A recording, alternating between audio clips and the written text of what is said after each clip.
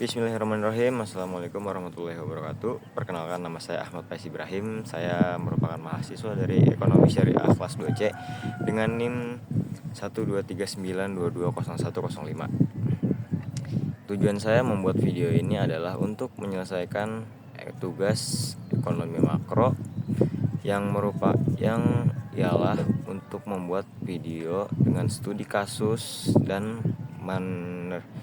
menyambungkannya dengan teori-teori yang ada di matkul ekonomi makro. Pertama-tama saya akan memberitahu bahwa Singapura mungkin negara kecil, tapi maskapai penerbangannya adalah cerita lain. Singapura Airlines adalah raksasa maskapai. Maskapai ini merupakan salah satu maskapai penerbangan dengan jumlah penumpang terbanyak secara global setiap tahunnya. Dengan data-data tersebut, kita bisa ketahui apa pengaruh dari Singapura Airlines terhadap ekonomi yang ada di Malaysia, yang ada di Singapura. Salah satunya adalah sebuah maskapai. Seperti yang kita ketahui, Singapura adalah negara kecil yang merupakan memerdekakan diri dari Malaysia dengan Perdana Menteri pertama Lee Kuan Yew, dan pusat distribusinya pasti tidak lain hanya dari maskapai dan transit kapal. Dengan kata lain, teori yang dipakai untuk data-data Singapura yang tadi saya jabarkan adalah teori pembangunan, di mana terletak di lahan yang begitu kecil. Perekonomian Singapura sangat bergantung pada pariwisata, perdagangan internasional, dan manufaktur dan retail juga. Oleh karena itu, untuk mencapai prestasi signifikan seperti yang terlihat saat ini, perkembangan dunia penerbangan selalu menjadi titik fokus mendapat dukungan luas dari pemerintah Singapura. Lantas, strategi apa yang dilakukan Singapura Airlines hingga menjadi sehebat saat ini? Itulah pertanyaannya. Dan bagaimana negara ini bisa bangkit dari kehancuran yang disebabkan oleh pandemi COVID-19, khususnya pada industri penerbangan yang pada kala itu sangat amat di cut off gitu, sangat amat ditutup dari seluruh dunia penerbangan, karena pada saat masa COVID-19 seperti yang kita ketahui, virus yang sangat amat mudah menyebar apabila itu bisa tercemar melalui udara kita saat berbicara melawan lawan bicara kita. Kembali pada tahun 1965, Singapura mendeklarasikan kemerdekaan dari negara tetangga Malaysia. Tuan Lee Kuan Yew, Perdana Menteri pertama Singapura, menyadari bahwa satu-satunya cara untuk mengembangkan Singapura adalah dengan mengubah negara ini menjadi pusat perekonomian atau pintu gerbang baru bagi perekonomian berkembang di Asia. Dan penting dari tujuan ini adalah memastikan Singapura memiliki industri penerbangan yang kuat. Sejak awal berdirinya, Singapura Airlines memiliki dua tujuan, yaitu meningkatkan terus kualitasnya sambil berusaha meminimalkan biaya sebanyak mungkin. Pengeluaran maskapai penerbangan ini pada dasarnya dibagi menjadi dua segmen utama. Yang pertama, biaya operasional pesawat dan biaya personel. Untuk meminimalkan biaya operasional, Singapura Airlines banyak berinvestasi pada pesawat generasi baru. Pada awalnya, hal ini mungkin tampak lebih mahal dan memerlukan biaya yang lebih tinggi bagi maskapai penerbangan. Namun, menurut Singapura Airlines, pesawat generasi baru lebih hemat bahan bakar dan memiliki lebih sedikit kesalahan teknis, sehingga pasti dapat meningkatkan efisiensi dan ketepatan waktu penerbangan. Hal ini juga memastikan tingkat keterisian kursi yang optimal pada setiap penerbangan. Dan dipandang sebagai faktor kunci dalam industri penerbangan. Secara keseluruhan, hal ini memungkinkan Singapura Airlines menghemat lebih banyak uang dibanding mempertahankan armada yang lebih tua, sehingga pada akhirnya berkontribusi pada upaya penghematan biaya. Armada pesawat Singapura Airlines rata-rata berusia 74 tahun, 74 bulan American Airlines 129,6 bulan dan British Airways 158 bulan. Meski demikian, Singapore Airlines secara konsisten berhasil mempertahankan biaya operasional yang lebih rendah dibandingkan dengan banyak maskapai penerbangan lainnya sejak tahun 2008. Biaya-biaya ini hanya menyumbangkan 4% dari total pengeluarannya, berbeda dengan American Airlines sebesar 4,8% dan United Airlines sebesar 5,9%. Selain itu, kru mereka juga masih sangat muda. Maskapai ini mengutamakan perekrutan lulusan baru dengan gaji rendah. Namun setelah melalui proses pelatihan intensif selama 4 bulan, para pemuda ini akan menjadi pramugari terampil yang mahir berbahasa asing, mampu berperilaku baik, dan mahir memahami budaya dari berbagai etnis dari seluruh dunia. Oleh karena itu, maskapai ini mempertahankan biaya personel yang rendah sepanjang sejarah operasinya. Menurut data tahun 2008, biaya personel Singapore Airlines menyumbang 16,6% dari total pengeluarannya. Sedangkan American Airlines menyumbang 30,8% dan British Airways menyumbang 27,5%. Strategi mereka bekerja sangat efektif setelah pandemi COVID-19 ketika semua maskapai penerbangan harus memperketat ikat pinggang mereka, sementara biaya rendah membantu Singapura pulih dengan cepat. Pada Mei 2023, rata-rata jumlah volume penumpang maskapai ini telah mencapai 80% dari tahun 2019 dan paket subsidi 13 miliar dolar untuk industri penerbangan dari pemerintah Singapura pada kuartal pertama tahun 2023 saja. Singapore Airlines melaporkan keuntungan sebesar 550 juta dolar. Ini adalah puncak dalam sejarah operasi mereka. Baik, setelah beberapa data yang telah saya jabarkan tadi, itu sangat amat berhubungan dengan teori ekonomi pembangunan. Karena kekosongan dengan pengaplikasiannya, harus diakui bahwa sejauh ini pemahaman mengenai teori ekonomi pembangunan masih beragam.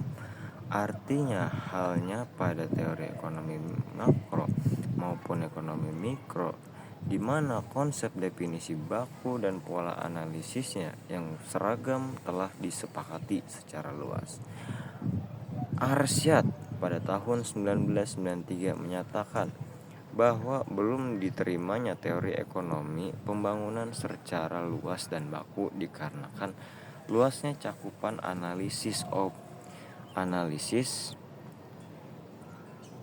objek analisis pembangunan ekonomi merupakan suatu kajian konsep yang sangat luas. Oleh karena itu, beragamnya pemahaman tentang ekonomi pembangunan tersebut. Hess dan Ross 1997 menyatakan bahwa pembangunan ekonomi merupakan satu konsep yang rumit untuk didefinisikan dan diukur dibandingkan dengan pertumbuhan ekonomi semata. Terlepas dari banyaknya kontroversi pemahaman tentang teori ekonomi pembangunan, suatu hal yang pasti bahwa komponen pokok dalam analisis ekonomi pembangunan mencakup indikator-indikator pertumbuhan ekonomi yang terjadi di pada suatu negara itu, seperti kemiskinan, pembentukan modal, pengerahan tabungan, serta bantuan luar negara secara terperinci. Blackman et al. Pada 2004 mengelompokkan materi-materi dalam kajian ekonomi pembangunan ke dalam beberapa aspek. Kita kembali kepada apa yang pemberi info yang sudah saya jabarkan tadi tentang Singapore Airlines. Ini sangat amat berhubungan dengan aspek-aspek yang dikelompokkan oleh Blackman et al. Pada tahun 2004. Yang pertama, peran pemerintah pada Singapura. Lee Kuan Yew Lee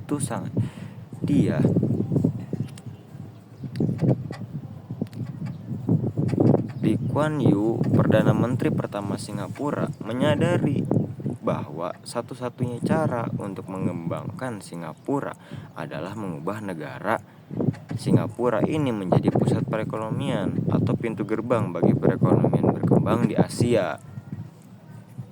Yang kedua, pertumbuhan ekonomi. Pertumbuhan ekonomi di Singapura itu sama juga, yang dimana peran pemerintah juga sangat berpengaruh, sangat amat berhubungan dengan pertumbuhan ekonomi di Singapura. Seperti yang tadi sudah saya jabarkan, Lee Kuan Yew itu menjadikan negara Singapura menjadi pusat perekonomian atau pintu gerbang bagi perekonomian Asia berkembang di Asia. Salah satunya atau tujuan yang memastikan Singapura adalah memiliki industri penerbangan yang kuat. Sejak awal berdirinya Singapura itu, Lee Kuan Yew sudah sangat amat menyadari bahwa Singapura butuh maskapai yang amat sentral di dunia. Oleh karena itu, mereka menjadikan negara Singapura pintu gerbang maskapai sentral di dunia, salah satunya Singapore Airlines. Oke, untuk poin ketiga, perdagangan dan industri. Yang keempat, hubungan antara negara miskin dan negara kaya, bantuan perdagangan dan utang. Sementara itu, Singapura adalah negara dengan perekonomian yang sangat tinggi, masuk 5 besar negara dengan perekonomian tertinggi di Asia Tenggara. Oke, poin kelima, penyesuaian struktur dan stabilisasi. Penyesuaian struktur dan stabilisasi itu juga amat sangat berhubungan. Seperti Singapore Airlines, itu rata-rata pesawat atau armada Singapore Airlines berusia 74 bulan, sedangkan American Airlines 129,6 bulan dan British Airways 150 bulan, 158 bulan. Dengan demikian, Singapore Airlines itu secara konsisten atau berhasil mempertahankan dan menstabilkan biaya operasional yang lebih rendah dibandingkan dengan banyak maskapai penerbangan lain sejak tahun 2008. Poin ke-6, perubahan penduduk. Perubahan penduduk itu terjadi pada COVID-19, di mana Singapura bisa bangkit dari kemiskinan yang melanda dunia pada tahun 2020 yang sangat amat membuat para negara mengencangkan ikat pinggangnya. Dan karena itu juga, karena penyempitan dana tersebut, Singapura mengambil keuntungan dengan tidak mengencangkan sabuk mereka sama sekali, dan itu juga sangat amat menguntungkan sekali bagi mereka. Oke, langsung poin ke-7, perkembangan ekonomi di Singapura itu sudah berkembang sejak awal Perdana Menteri pertama Lee Kuan Yew membuat Singapore Airlines. Seperti pada Mei tahun 2023, rata-rata jumlah volume penumpang maskapai ini telah mencapai 80% dari tahun 2019 dengan paket subsidi 13 miliar dolar untuk industri penerbangan dari pemerintah Singapura pada kuartal pertama tahun 2023 saja. Singapore Airlines melaporkan keuntungan sebesar 550 juta dolar, dan ini merupakan puncak ekonomi dalam sejarah operasi mereka. Tujuan dan poin ke-8 adalah tujuan dan strategi pembangunan. Seperti yang sudah saya jelaskan tadi, yang pertama, Singapura merupakan negara kecil yang merupakan pemisahan dari Malaysia. Dan Perdana Menteri Singapura itu menyadari bahwa Singapura harus menjadi gerbang atau pintu terbuka perekonomian berkembang di Asia Tenggara dengan meningkatkan maskapai airlines, industrial. Itu saja penjabaran dari saya. Untuk kurang lebihnya mohon maaf. Jika ada kesalahan datang dari saya, Yang benar hanya dari Allah. Sekian dan terima kasih. Wassalamualaikum warahmatullahi wabarakatuh.